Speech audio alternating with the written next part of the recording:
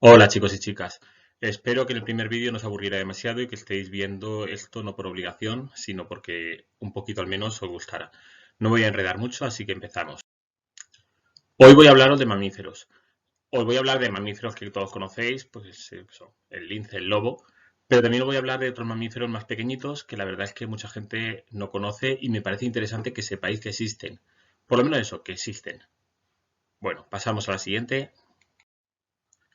El primer mamífero del que quiero hablaros es el neverón de Gredos. Yo la verdad es que no sabía ni que existía. El neverón de Gredos es un roedor, es un tipo de topillo, junto con otras muchas especies de topillos que están en peligro de extinción, por lo menos en Extremadura, en peligro de extinción o protegidos. Este en concreto es un roedor que vive en alta montaña, creo recordar que a partir de 1400 metros o una cosa así. Y obviamente por el nombre que tiene, vive en Gredos. En más sitios de Europa vive, pero la subespecie que tenemos aquí es este en concreto, es el neverón de Gredos. Por ser tan pequeñito y vivir en una zona tan agreste, tiene problemas en su población. De hecho, hay varias poblaciones, pero están aisladas unas de otras. Y si les ocurre algo a la población, posiblemente se extingan porque no tiene una población cercana de la que se pueda repoblar. Cuando veáis un ratoncito por ahí corriendo, tenéis que pensar que no siempre son ratones, son también animales como estos, los topillos. Y este en concreto, pues bueno, si tenéis suerte y cuando subáis a Gredos veis un roedor grandecito, porque este es más grande que un ratón normal, pues bueno, con un poquito de suerte estaréis viendo un neverón de Gredos. Esta es otra especie de la que quería hablaros. El musgaño de Cabrera es otro endemismo, otro bicho que vive por aquí arriba nada más, por la zona de Gredos, pero es una musaraña. Es un poco la excusa para hablaros de las musarañas. Esta es la musaraña más grande que tenemos en la zona, pero creo que son otras 5 especies de musaraña las que hay. Si eso que suele decir la gente de... ¿Estás pensando en las musarañas? Pues bueno, estás pensando en bichos parecidos a este. Las musarañas son mamíferos muy pequeñitos. Este, pese a ser muy grande, creo que tiene unos 10 o 15 centímetros, no tiene más. Y comen muchísimo. Tienen un metabolismo súper rápido y necesitan comer mucho. 2 o 3 veces su propio peso se comen al día. Esta en concreto, el musgaño de Cabrera, es un animal que es acuático, como se ve en la foto de que está buceando. Se alimenta principalmente de insectos acuáticos. Las que tenemos fuera, las que son terrestres, se alimentan principalmente de lombrices, pequeños anfibios, pequeños reptiles, animalillos pequeños que encuentran entre la hojarasca y entre la hierba. Una curiosidad que tienen estos animales es que son de los pocos mamíferos que hay que son venenosos. Estos en concreto lo que hacen con su veneno es paralizar a la presa, entonces muerden, imaginaros, a una lombriz, la lombriz se queda paralizada y entonces se la pueden comer sin que se intente escapar o intente huir. Con una lombriz no es muy importante, pero a lo mejor con una serpiente o un lagartito pequeño que le intente morder sí puede ser un problema. O simplemente porque sea un animal que se mueva mucho y así consiga contenerlo. Pues son animales que lo que os digo, son muy pequeñitos, pero comen muchísimo al día. Entonces, a lo mejor una musaraña gris que mide unos 2 o 3 centímetros, se puede comer una lombriz que mide 15. Entonces, si la lombriz está quietita, pues mucho más fácil para él cazarla. El desmán ibérico era imprescindible hablar de él, sobre todo porque lo tenemos aquí en Gredos y en la zona de la Vera están algunas de las poblaciones que quedan, o que se cree que quedan. Es un animal muy peculiar, es como el ornitorrinco español. También lo podéis encontrar con el nombre de desmán del Pirineo, porque allí las poblaciones son un poquito más grandes, pero bueno, no es del todo correcto llamarle así porque al fin y al cabo las tenemos en otras zonas como aquí en Gredos. Si os fijáis, tienen un hocico muy largo, con una nariz muy grande, pero como muy largo, parecido hasta cierto punto, que no tiene nada que ver, pero se parece un poco al ornitorrinco. No tiene orejas y en las fotos no se ve porque es un animal también acuático y las patas traseras son muy palmeadas, son mucho más grandes las traseras que las delanteras y están palmeadas con una membrana muy grande que le permiten bucear. Es una especie que está en peligro de extinción principalmente porque no es capaz de colonizar zonas nuevas. Viven en zonas de ríos, normalmente ríos con un caudal relativamente alto, con aguas muy limpias. Le da igual que haya vegetación o no, pero prefiere, yo creo que incluso que no tengan vegetación. Es decir, nuestras gargantas de la vera les van ideal para ellos. Se alimentan también de insectos y de pequeños vertebrados y hacen galerías alrededor de la orilla. Hacen galerías allí metidos. Son bichos, pues eso, muy curiosos, muy interesantes de ver, aunque yo la verdad es que por desgracia no he conseguido ver nunca ninguno.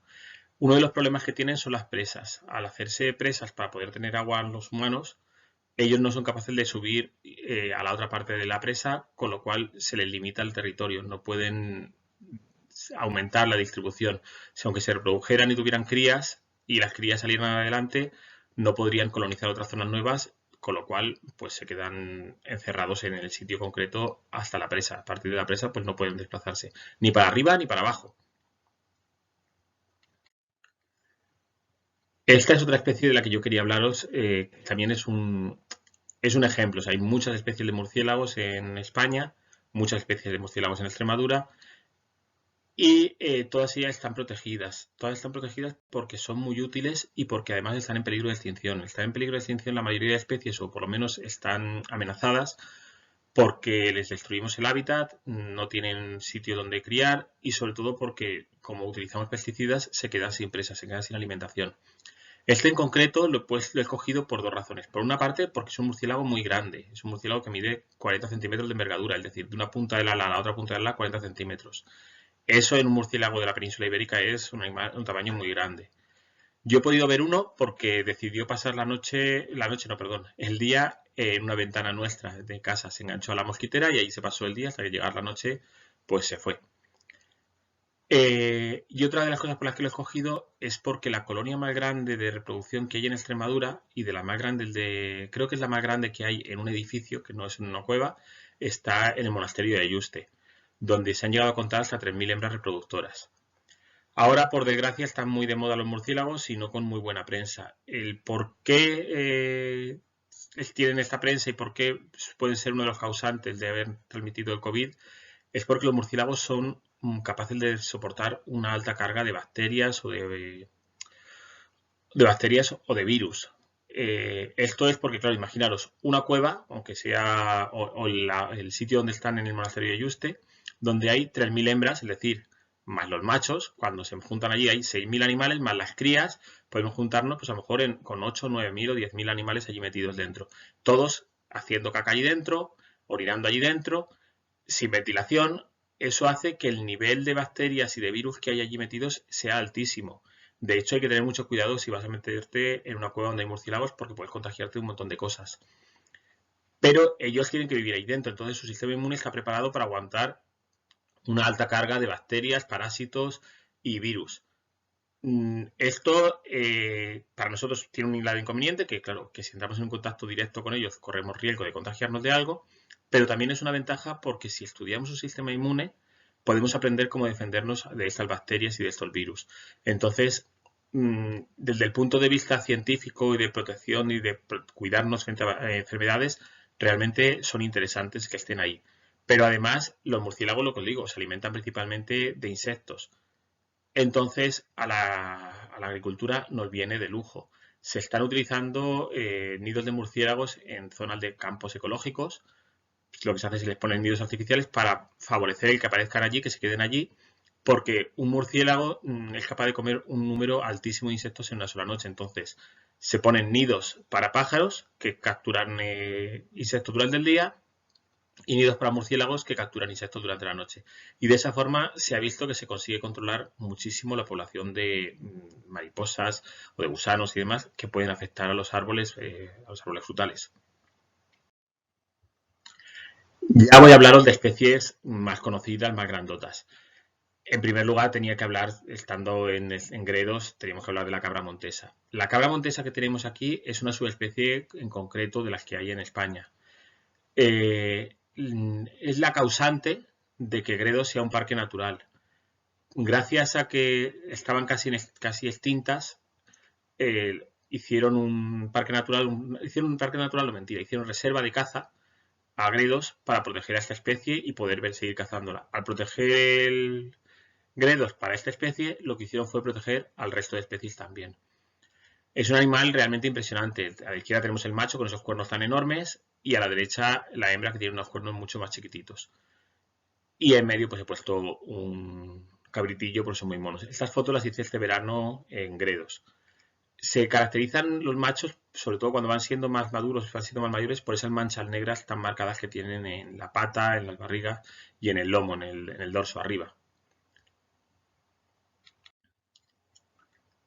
El lobo, por desgracia, no lo tenemos en Extremadura.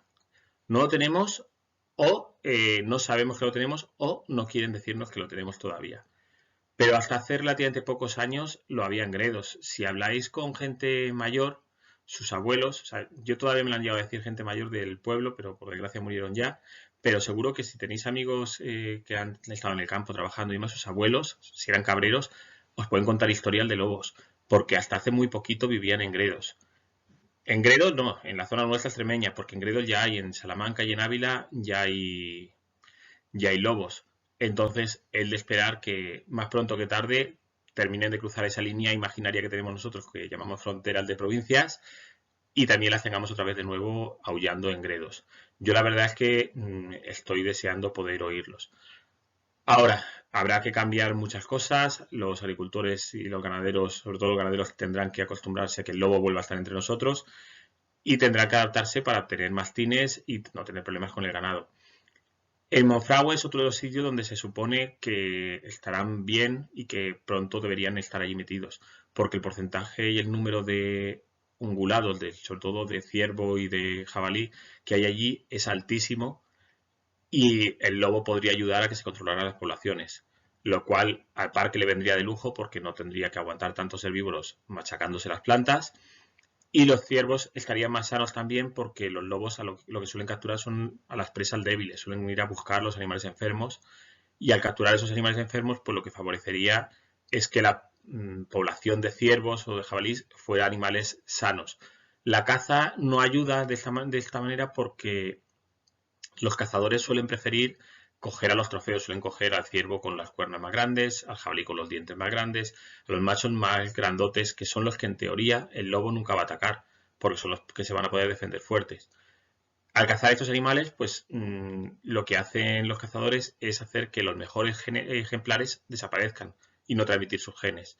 En cambio, los lobos lo que hacen es capturar a los animales enfermos, a los animales con malformaciones, a los animales más flojitos, los más débiles, y no permiten que estos genes se transmitan. Por tanto, el lobo ayudará no solamente al parque, sino también incluso a los ciervos.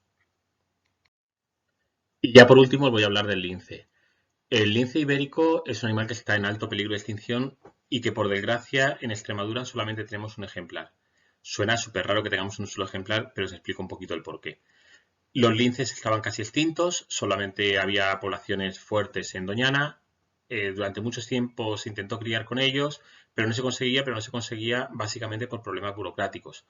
Tenían dos hembras, pero no tenían macho y no les dejaban capturar macho. Cuando por fin tuvieron un macho, han empezado a criar, se han empezado a llevar a zoológicos y otros centros de cría por toda España, han seguido criando y se está empezando desde hace unos años a reintroducir.